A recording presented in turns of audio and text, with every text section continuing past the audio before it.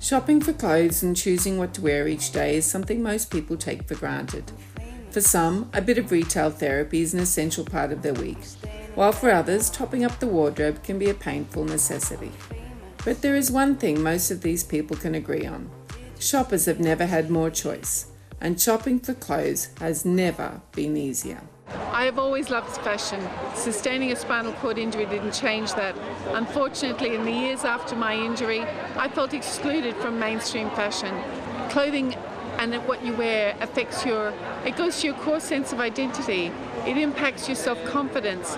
Most importantly, it impacts the way the world sees you and how often they underestimate you.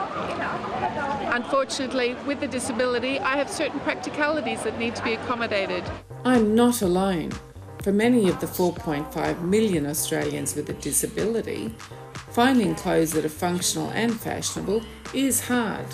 Inclusive fashion does need to be relatively practical and functional, but that doesn't mean that it shouldn't be fashionable at the same time.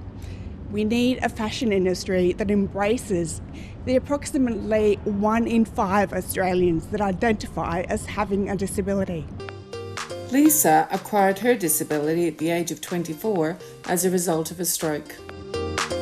I used to walk into fashion outlets and people would come over and assist me immediately. But these days I wheel into fashion outlets and no one gives me the time of day, which is really disappointing. My credit card and bank account are still the same. Furthermore, I just can't find fashionable and functional garments, which is really, really quite disappointing because we're missing 20% of the market. Recently, some Aussie adaptive brands joined Australia and New Zealand's largest online fashion retailer, The Iconic. There has also been a greater focus on inclusivity and diversity at important industry events like Australian Fashion Week.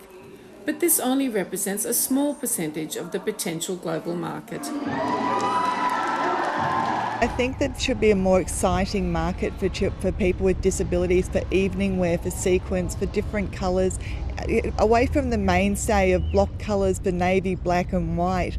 We go out too, we want to be seen as beautiful as able-bodied people are too. We are just as gorgeous. For someone with a prosthetic leg, having 2 zippers on the side of a skirt helps us to be able to easily get in and out of each skirt without having to manoeuvre over the hard ridges of a prosthetic. Overall, the durability of the skirt also benefits me as an amputee because normal fabric tears and makes holes quite easily as soon as I put it on, and there's only 1 or 2 uses. This fashionable material is durable and also very, very stylish. If you're in a wheelchair, you can also sit on the first layer of material. That's why there are 2 zippers. You sit on the first layer, then place the second layer over the top and zip it on, so it can be worn by just about anybody with adaptive needs. Shopping is like an oxygen, it's art, it's wearable art, and it's like disability should not hold you back from that. I love it that it's accessible, so the buttons are magnetic, so I can take it off easily. The skirt is designed for someone who spends their time seated and it wraps around them so that they're not sitting on fabric. For people with disability, being able to enjoy the shopping experience the same way any able-bodied person can is invaluable. We want to go shopping with our friends, we want to have lunch, we want to go and touch and feel the garments, try them on. Shopping for people with disability is so often a lonely online experience only. People with disability want to see adapted clothing in mainstream fashion. Carol Taylor, ABC News.